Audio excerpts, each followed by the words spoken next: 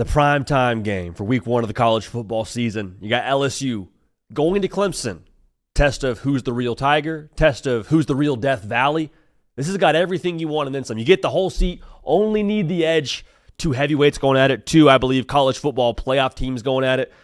Who's going to win this game? We'll give you our prediction for this game on our full Tuesday show for this week's episode of The Hard Count. So make sure you are subscribed. If you're an LSU fan, if you're a Clemson fan, make sure you are locked in right here so you get the full game preview, get the full script to the game, how it's all going to unfold, how it's going to go. Want y'all a part of this. The best way to be a part of this is by being subscribed. But before we get to our prediction later in the week, what are just some early thoughts as it pertains to this game? We'll just talk some ball, you and me, right now ahead of week one, as we are now in week one with it being Sunday. It's a glorious thing.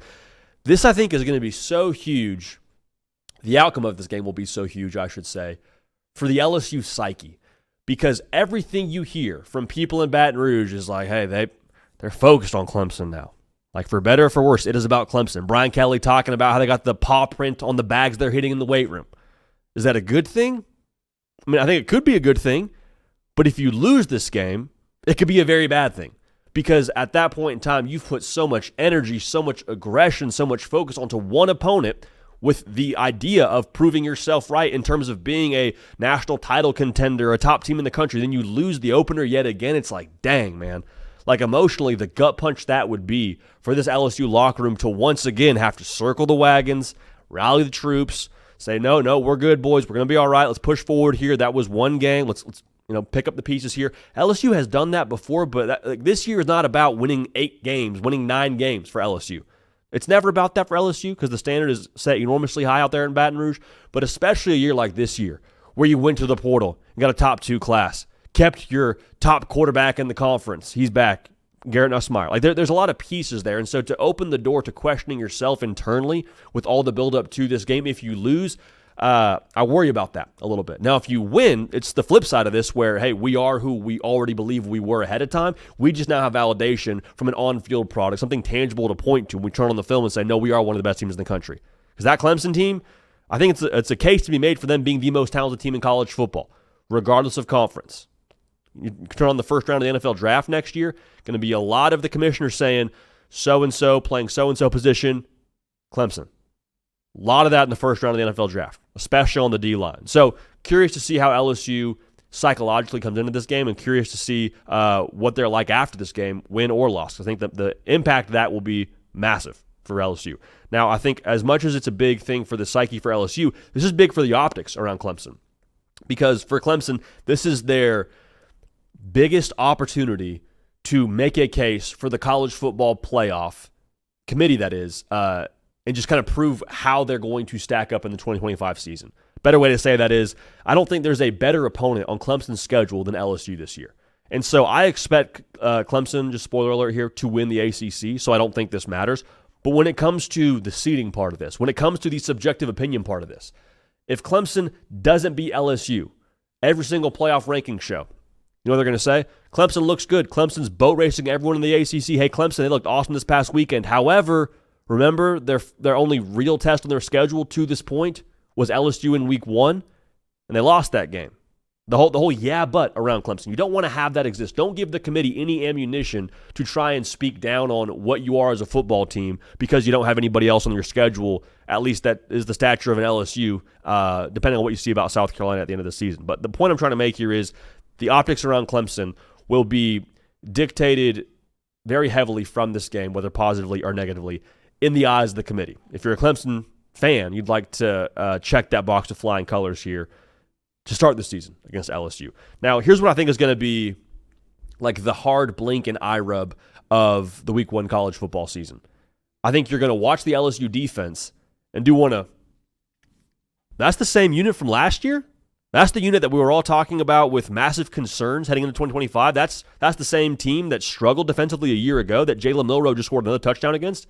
That defense, I think they're going to be pretty good. I really do. And we'll have more, intel and thoughts around this defense schematically in our game preview and prediction. But I really believe that what you saw last year from LSU will be a very different looking outfit this year. Some of that's the portal, some of that's depth. I think a lot of it is Blake Baker and another year in this defense to kind of get everybody else on the same page. Because the depth is one part of it, and it's massive, but like Whit Weeks having another year in the system and knowing the checks better and being able to just play football, I think that's going to pay massive dividends for LSU. Harold Perkins, now playing in a spot where, I want to be careful here because we say this every year, but Harold Perkins now, should he stay healthy, seemingly in a spot where he can maximize his skill set of rushing the passer. Okay, what you did via the portal also has to be mentioned a little bit more in depth with getting Pyburn from Florida, Peyton from Florida State, and having some more rush off the edge there, more depth in the middle.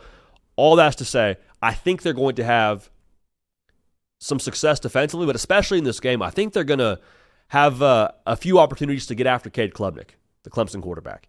So that's one part of this equation, but the more important part of this equation is what happens when they get after Cade Klubnik.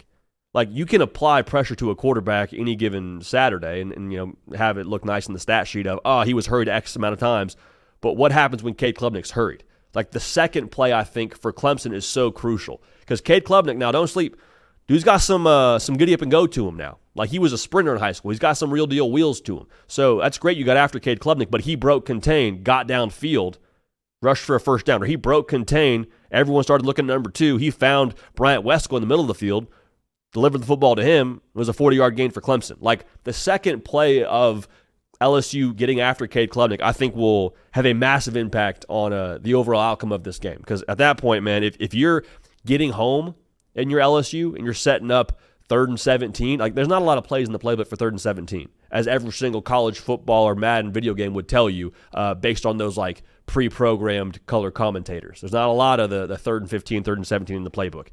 However, if Clemson is causing LSU to swing and miss when they apply pressure, that's going to be tough to have the stamina, I think, if you're the LSU defense, to continue to dial it up and continue to get after Cade Klubnik. I think that's something to watch here as it pertains to Clemson on the offensive side.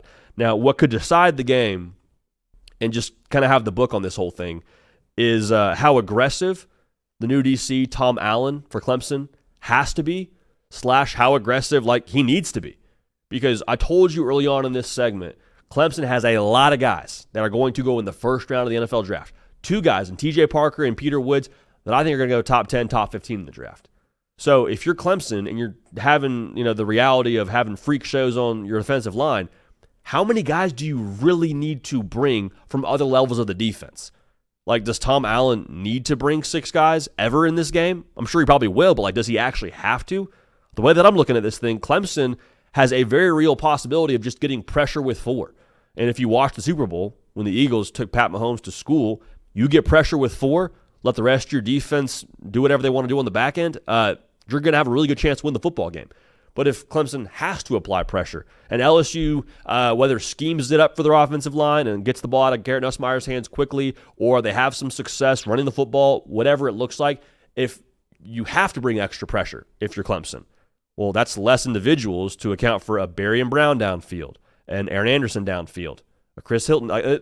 You don't want to live that life, is what I'm trying to tell you, because the receivers for LSU are freakish. They will have a day if you don't give them the proper amount of resources on the back end. And Garrett Nussmeier, needless to say, will deliver the mail accordingly. So that whole part of this game, I think, could decide the entire outcome when we break this thing down. But I can't wait for it. I can't wait for this game. I know you can't either. Football is back. It's week 1. Get fired up. Make sure you're subscribed so you get our full prediction for this game. A couple of early thoughts, a little bit of ball talk there for all of us, but appreciate y'all being a part of this show, making it what it is. For Caden Smith on the 1s and 2s, for myself, JD PicKell, appreciate y'all. Love y'all. We'll keep this party rolling. We will see y'all next time.